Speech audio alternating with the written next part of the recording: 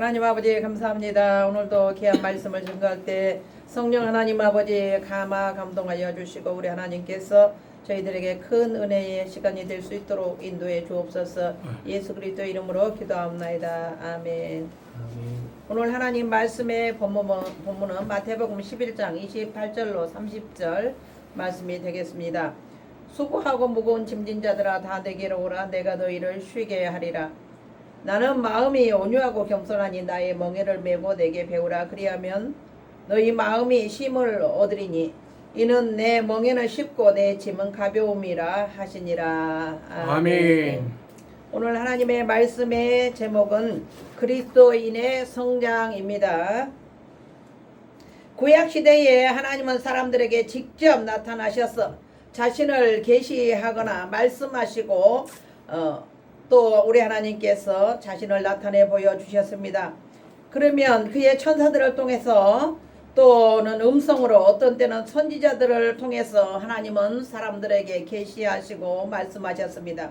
그러나 신약시대에 와서 하나님은 방법이 달라졌습니다. 하나님은 독생자 예수 그리스도를 통하여 하나님 자신의 뜻을 우리 인간들에게 계시하시고 가르치시고 하나님의 거룩하심과 사랑하심을 여러 가지 형태로 우리에게 나타내 주시고 말씀하셨습니다.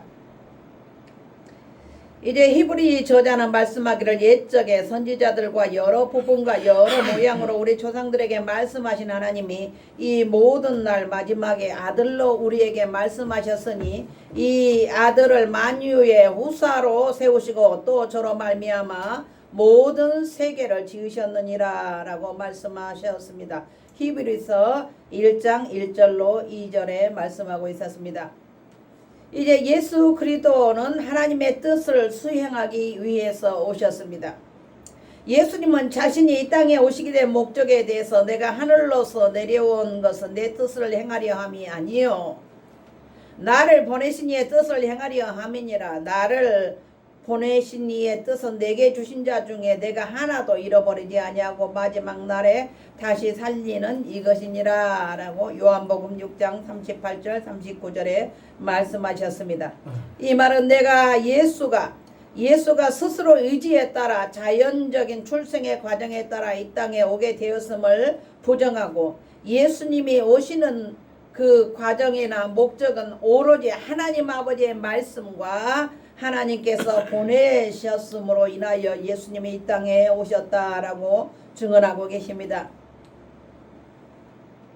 그 목적은 성부 하나님의 뜻을 수행하는 것으로 예수님의 사명과 아주 관계가 깊게 나타나 있습니다. 예수님은 사명을 수행함에 있어서 성부 하나님의 뜻에 완전히 순종하셨습니다. 이 사실은 그가 십자가를 앞에 두고 내 아버지여 만일 할만하시거든 이 잔을 내게서 지나가게 하옵소서. 그러나 나의 원대로 마옵시고 아버지의 원대로 하옵소서 라고 기도하시는 모습을 보고 우리는 잘 알 수가 있습니다. 그리고 실제 삶에 있어서도 예수님은 성부 하나님의 뜻을 아주 철저하게 순종하고 따르고 사셨습니다. 그 한 예로 갈릴리 가나 혼인잔치에 있었던 일들을 들 수가 있습니다. 혼인잔치에서 포도주가 모자라게 되었을 때 예수 어머니 마리아가 그에게 이런 사실을 알렸습니다. 저희에게 포도주가 없다라고 말씀하니 요한복음 2장 3절 그 말을 듣고 예수님은 여자여 나와 무슨 상관이 있나이까 내 때가 아직 이르지 못하였나이다 라고 요한복음 2장 4절에 말씀하셨습니다. 그 말씀을 하신 후 얼마 지나지 않아서 예수님은 물로 포도주를 만드신 이적을 행하셨습니다. 이 사실로 미루어 보아서 예수님은 이적을 행하심에 있어서 하나님의 정하신 정확한 시점을 알고 계셨으며 그 시점까지 기다리신 후에 행동하셨음을 알 수가 있습니다. 이처럼 예수님께서는 성부 하나님의 뜻을 정확하게 파악하시고 또한 그 뜻을 어느 시점에서 수행해야 됨을 분명히 알고 계셨을 뿐 아니라 성부 하나님의 뜻에 철저히 순종하는 자세를 지니셨기에 성부 하나님께서 계획하셨던 엄청난 구속 사역을 성취할 수가 있었습니다. 그러므로 우리는 예수님을 닮아가며 예수님을 따르고 예수님이 분부하시고 명령하신 그 지상 명령을 우리는 끝까지 예수님의 말씀에 순종하고 예수님의 뜻에 우리는 따라야 하는 것입니다. 하나님은 예수 그리스도를 통해서 인간을 향한 자기의 사랑을 확증해 주셨습니다. 예수님께서는 이 땅에 계시는 동안 하나님께서 그에게 주신 자를 사랑하시되 끝까지 사랑하셨다라고 요한복음 13장 1절에 말씀하고 있습니다. 이처럼 그의 끝없는 사랑이 있었기에 그는 우리가 아직 죄인 되었을 때 우리를 위하여 죽어 주셨으며 자기의 죽으심을 통해서 우리를 향하신 하나님의 사랑을 확증하셨습니다. 로마서 5장 8절의 말씀입니다. 하나님의 사랑은 구약시대에서도 나타난 바 되었습니다. 그의 사랑은 이스라엘을 자기 백성으로 삼으신 선택적인 사랑과 언약을 맺으시고 그 언약을 지키시는 언약적인 사랑, 헤세드로 나타났습니다. 이 두 종류의 사랑을 하나님은 예수 그리스도를 통해서 나타내 보여주셨습니다. 세 번째, 예수님의 성육신은 하나님의 언약의 성취를 위한 것이었습니다. 일반적으로 신학자들은 죄가 세상에 들어왔기 때문에 성육신이 있게 되었다고 설명합니다. 그러나 이에 반대하는 이들도 있습니다. 예수님의 성육신은 이 엄청난 사건이 우연일 수가 없으며 또한 사람의 돌발적이고 임의적인 사건으로 행동으로 나타날 수가 없다는데 일관된 모든 주장을 가지고 있습니다. 예수 그리스도는 이 세상에 오시는 그 목적은 자기 백성을 죄에서 구원하시기 위하여 모든 인류의 죄를 짊어지시고 홀로 십자가를 지셨으며 저와 여러분들을 죄를 용서해 주시고 천국으로 인도해 주시기 위하여 예수님은 이 땅에 오셨던 것입니다. 인간의 죄로 인해 하나님은 구속을 계획을 계시하셨고 그 계시를 자기 백성들과 맺으신 언약에서 밝히 드러나게 하셨습니다. 하나님은 구약의 백성들에게 여러 가지 모양으로 언약을 맺으셨습니다. 이 언약의 핵심은 메시아를 통한 구원이라는 것입니다. 메시아 되시는 예수 그리스도께서는 그 언약을 성취하기 위하여 죄 있는 인간의 몸을 입으셔야만 했습니다. 그는 첫사람 아담과 동일한 몸을 입으셨으나 그러나 죄는 없으셔야 했습니다. 만약 그가 죄가 있었다면 결코 언약의 성취자로서 그 사역을 수행할 수가 없었습니다. 그러나 죄가 인간의 육신 가운데서 왕노릇한다면 인간의 육신 가운데서 왕노릇하여 죄가 왕노릇하지 못하게 해야만 합니다. 그리고 죄가 첫사람 아담을 통해서 들어왔기에 의도 아담과 같은 사람에 의해서 들어와야만 했습니다. 이러한 일을 성취시키기 위해서 하나님은 구약의 언약들을 통해 그 사실을 계시하셨으며 그 언약대로 죄 없는 독생자를 둘째 아담으로 하나님은 이 세상에 보내셨던 것입니다. 이러한 사실들을 위해서 사도 바울은 그리스도께서 하나님 곧 우리 아버지의 뜻을 따라 이 악한 세대에서 우리를 건지시고 우리 죄를 위하여 자기 몸을 들이셨으니 라고 갈라디아서 1장 4절에 말씀하고 있습니다. 그러므로 예수 그리스도는 우리를 이 악한 세대에서 건지시기 위하여 마귀의 세력을 물리치셔야만 했습니다. 이로써 구약에 계시된 메시아의 예언들이 다 예수 그리스도로 인하여 성취하게 되었습니다. 예수 그리스도는 하나님의 그 사랑과 작정에 따라서 이 세상에 탄생했으며 이 세상에 33년 동안 사시면서 하나님의 말씀과 하나님의 계시에 따라 하나님의 뜻대로 순종하며 사시다가 예수님은 홀로 십자가를 지시고 고통 가운데 이제 십자가에서 죽음을 맞이했던 것입니다. 우리는 그 크신 예수님의 사랑을 잠시라도 잊으면 안 됩니다. 예수님은 이 땅에 우리에게 말씀을 남겨두고 가셨습니다. 우리가 날마다 하나님 아버지의 말씀과 예수 그리스도의 말씀을 성경 말씀을 늘 읽고 늘 묵상하며 하나님의 말씀에 그 인도하심 따라 우리는 살아야 합니다. 그럴 때 우리 죄악이 우리를 틈타지 못하며 하나님의 말씀대로 순종할 때에 우리 삶은 견고해지고 튼튼해질 수가 있는 것입니다. 이제 사도 바울은 말하기를 예배소 교회를 향해서 우리가 다 하나님의 아들을 믿는 것과 아는 일에 하나가 되어 온전한 사람을 이루어 그리스도의 장성한 분량에 충만한 데까지 이르리니 이는 우리가 이제부터 어린아이가 되지 아니하여 사람의 계술과 간사한 유혹에 빠져 모든 교훈의 풍조에 밀려 요동치 않게 하려 함이라 라고 에베소서 4장 13절에 말씀하고 있습니다.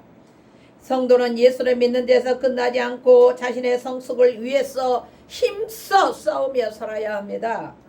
그렇지 않고 나는 이미 구원을 받았으므로 아무것도 할 필요가 없다라고 말하는 사람은 하나님께서 그리스도 안에서 우리를 부르신 가장 기본적인 목적을 잘 모르거나 무시하는 것입니다.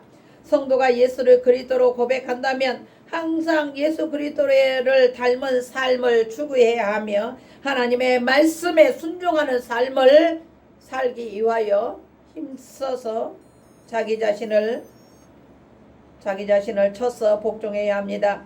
이에 사도 바울은 우리가 그의 죽으심과 합하여 세례를 받음으로 그와 함께 장사되었나니 이는 아버지의 영광으로 말미암아 그리스도를 죽은 자 가운데서 살리신과 같이 우리로 또한 새 생명 가운데서 행하게 하려 함이다 라고 로마서 6장 4절에 선언하고 있습니다. 성도는 예수 그리스도를 주로 고백하였으므로 옛 사람의 삶에 얽매여 사는 것이 아니라 새 생명 가운데 살면서 성장해 나가야 합니다. 기독교 교육은 성도로 하여금 성장하게 하는 데 있어서 교육 자체의 방법에 의존해서는 안 됩니다. 기독교 교육에 있어서 교육의 주체는 성령 하나님이십니다. 그렇다면 결국 기독교 교육이 정상적으로 이루어지기 위해서는 성령의 인도하심을 받아야만 합니다. 영으로서 몸의 행실을 죽일 때에 로마서 8장 13절에 말씀하기를 성도는 성장한다라는 것입니다. 그리고 예수님께서도 제자들에게 성령의 사역을 말씀하시면서 그의 가르치는 사역에 대해 언급하신 적이 있습니다. 요한복음 14장 26절에 그러므로 성도는 자신의 성숙을 위하여 날마다 삶 가운데서 성령 하나님이 함께 하시도록 자기 자신의 혈기와 자기 자신의 교만과 아집을 죽여야 합니다. 육적인 자신의 삶과 생각과 주관을 죽일 때에 성령 하나님이 우리를 인도하시게 되고 성령 하나님이 우리를 이끌어 주시고 하나님의 영광이 나타나게 됩니다. 그러면 성도가 성숙한 그리스도인이 되는 데는 어떤 과정이 필요한지 성경을 통해서 살펴보기로 하겠습니다. 누가복음 24장 47절로 48절 또 그 이름으로 제사함을 받게 하는 회개가 예루살렘에서 시작하여 모든 족속에게 전파될 것이 기록되었으니 너희는 이 모든 일의 증인이라. 하나님께서 첫 번째 우리에게 회개하는 삶을 통해서 우리가 그리스도인의 성장을 할 수 있다라고 오늘 본문 말씀에 말씀하고 있습니다. 성도에게 일어나는 회개는 하나님께로부터 오는 것입니다. 하나님께서 강팍한 성도의 마음을 녹이실 때 그 사람은 회개하게 됩니다. 강팍한 성도의 마음을 녹이시는 방법은 오직 성령 하나님 한 분뿐이십니다. 우리의 마음을 날마다 주장하시고 잘못된 생각을 바른 길로 바른 생각으로 깨우쳐 주시고 우리를 권면하시고 우리에게 조용히 말씀하시는 성령 하나님의 감화 감동을 우리는 느껴야 되며 우리는 알아야 되고 우리는 성령님의 인도하심을 따라야 합니다. 그런 자는 회개를 할 수가 있는 것입니다. 회개는 우리가 그리스도를 처음 만나게 되는 과정으로서 반드시 거치게 되는 것이며 또한 그를 믿은 후에도 죄를 범할 때마다 반복해서 회개해야 합니다. 우리는 날마다 우리의 육신이 세수하고 목욕하고 머리 감고 이렇게 깨끗이 단장한 것처럼 우리도 성령님의 감화 감동에 따라서 우리는 날마다 회개를 해야만 합니다. 이러한 회개의 성격에 대해서 웨스터민스터 신앙고백서 제15장 2항에는 다음과 같이 가르칩니다. 회개로 말미암아 죄인은 자신의 죄가 이음할 뿐만 아니라 더럽고 추악하여 하나님의 거룩하신 성품과 그의 의로운 율법에 반대되는 것임을 눈으로 보고 깨달음으로써 또한 회개하는 자들에게 그리스도 안에서 하나님의 긍휼을 베푸신다는 것을 깨닫게 될 때에 자신의 죄를 슬퍼하고 미워하게 되며 그리하여 모든 죄에서 방향을 돌려 하나님께로 향하게 됩니다 라고 말하고 있습니다. 그리고 그의 모든 계명들을 쫓아서 하나님과 동행하기로 작정하고 또한 노력하게 되는 것입니다. 사도행전 26장 2절 하나님께로 돌아와서 회개에 합당한 일을 하라. 아멘. 하나님께로 돌아와서 회개에 합당한 일을 하라고 성경은 우리에게 사도행전 26장 2절에 말씀하고 있는 것입니다. 사람들은 일반 회개로 만족해서는 안 되고 각자 자기의 죄들을 낱낱이 개별적으로 힘써 회개하는 것이 모든 사람의 의무이다라는 것입니다. 우리는 진정으로 회개한 사람은 회개에 따른 생활의 열매를 맺어야 합니다. 한번 하나님 앞에 회개하는 자가 하나님 앞에 또 살 때에 또 같은 반복을 계속해서 양심의 가책 없이 저지른다면 그거는 먼저 하는 회개가 안 되었다라는 것입니다. 회개가 아니에요.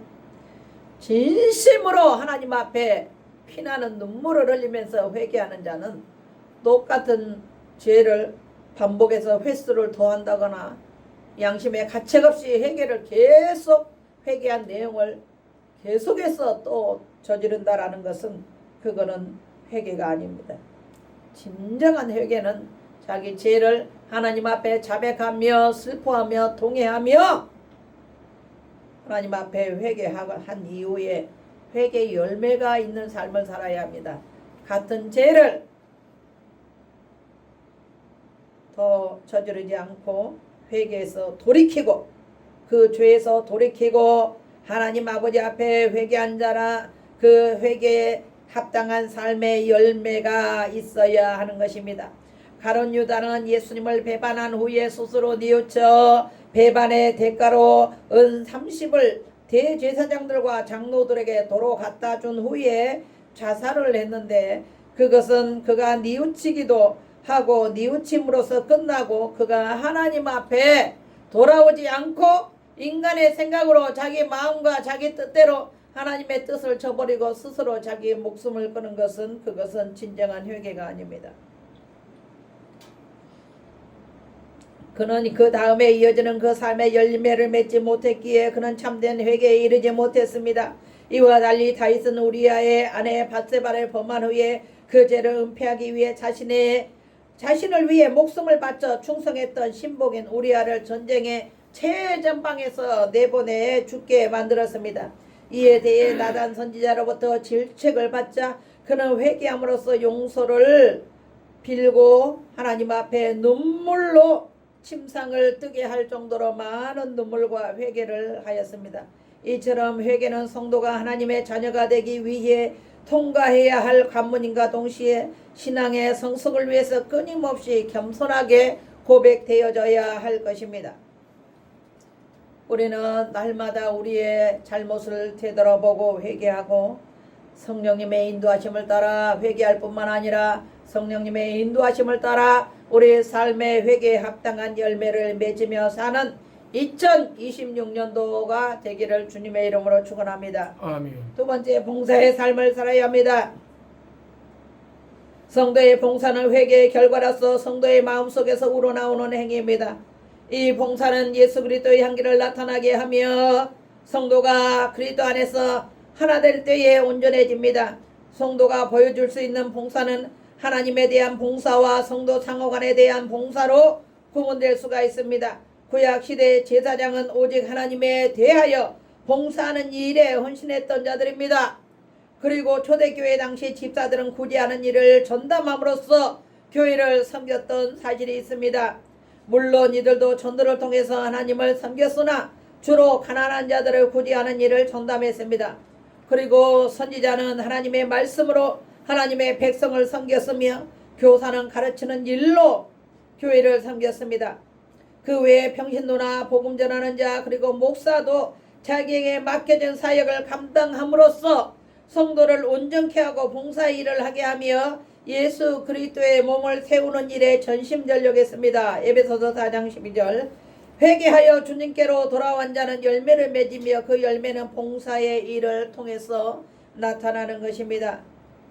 어떤 사람이 회개를 많이 하고 회개만 하고 평생 계속 회개만 하고 앉아있다면 그것은 옳지 못한 방법입니다. 많이 울고 하나님 앞에 동해 잡아가고 울고 회개했으면 회개에 합당한 삶으로서 봉사의 일을 해야 됩니다. 전도를 한다든지 교회를 열심히 봉사한다든지 남을 가난한 자를 위하여 구제 사업을 한다든지 자기가 할 수 있는 범위 내에서 봉사와 헌신과 하나님 앞에 충성하는 삶을 살아야 합니다.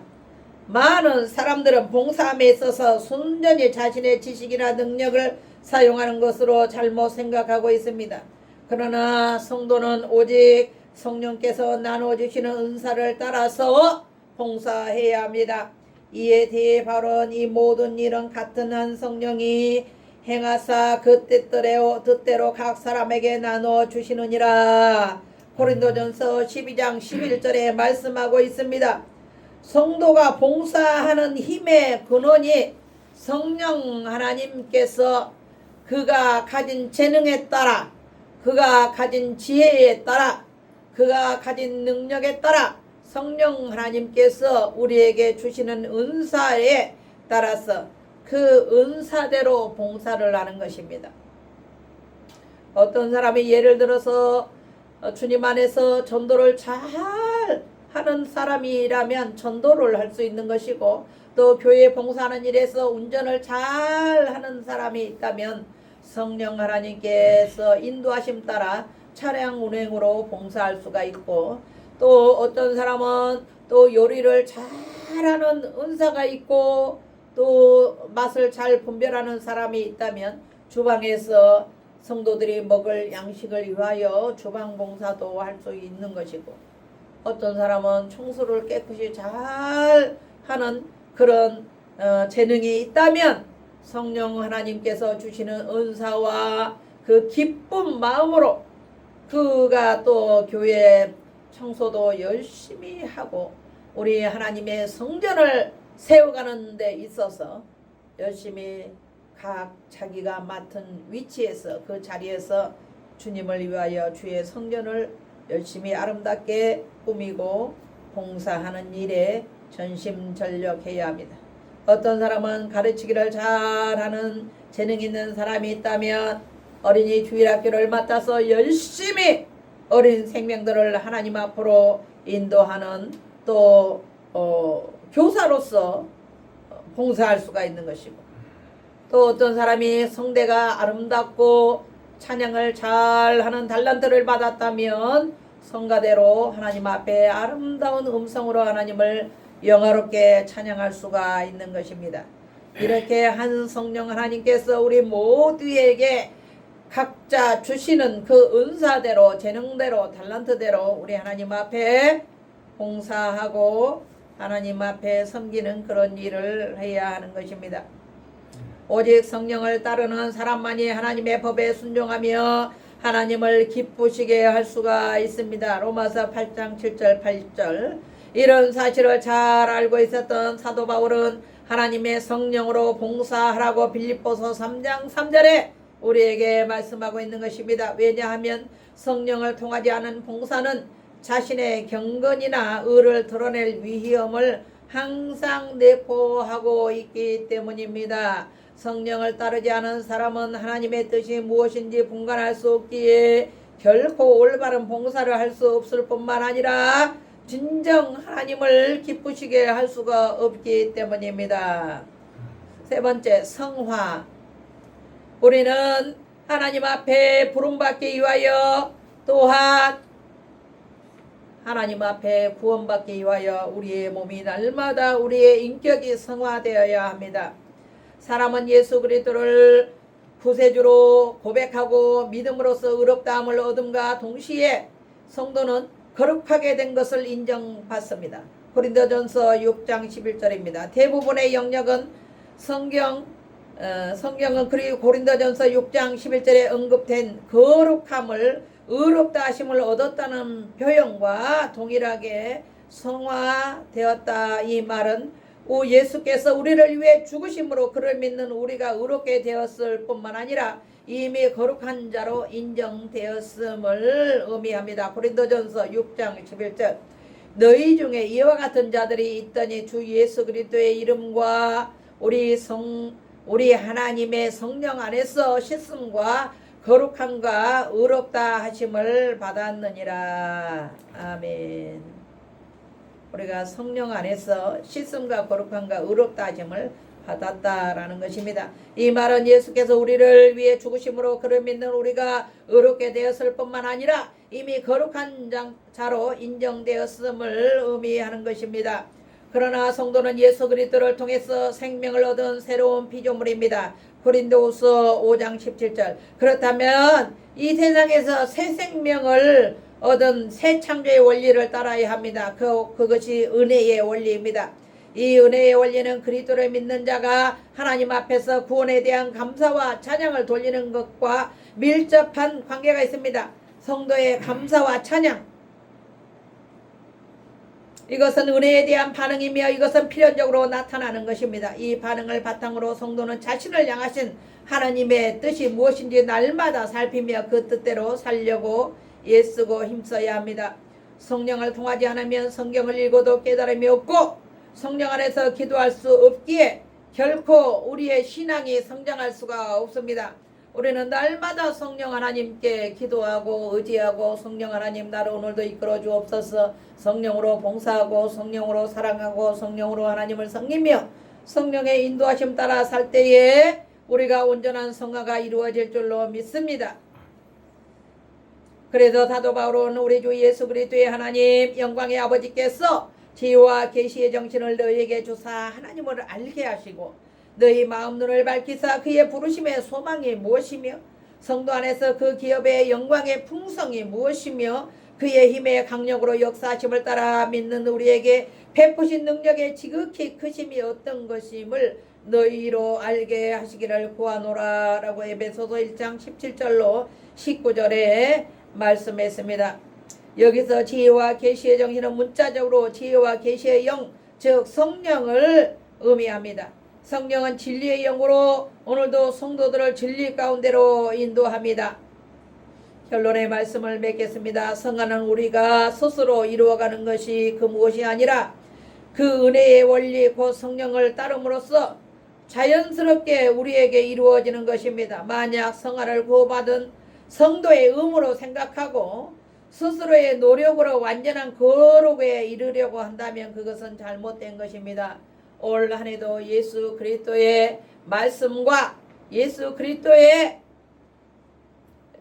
사랑에 의해서 성령님께 늘 의지하고 기도함으로써 우리가 회개하고 주님께 봉사하고 그리고 우리 자신이 성화되어가는 올 한 해가 되어서 성령님에게 많이 인도함을 받고 성령 하나님께 의탁하고 성령의 인도하심 따라 성화되어가는 저와 여러분들이 되기를 주님의 이름으로 축원합니다. 아멘. 하나님 아버지 감사합니다. 오늘도 하나님 아버지 그리스도인의 성장에 대해서 하나님의 말씀을 증거했습니다. 말씀을 증거하는 자나 받는 자가 우리도 올 한 해가 예수님 안에서 성장하는 복된 한 해가 되어질 수 있도록 축복하여 주시옵소서. 감사하며 예수님의 이름으로 기도하옵나이다. 아멘. 이제는 우리 예수 그리스도의 은혜와 하나님 아버지의 극진하신 사랑하심과 성령님의 감화 감동 인도 교통하심이 오늘 믿음으로 성장하기를 원하는 우리 사랑하는 합병교회 와인나라 민족위에 오늘 또 유튜브를 시청하는 애청자들을 위해 이제로부터 영원토록 함께 계실지어다. 아멘.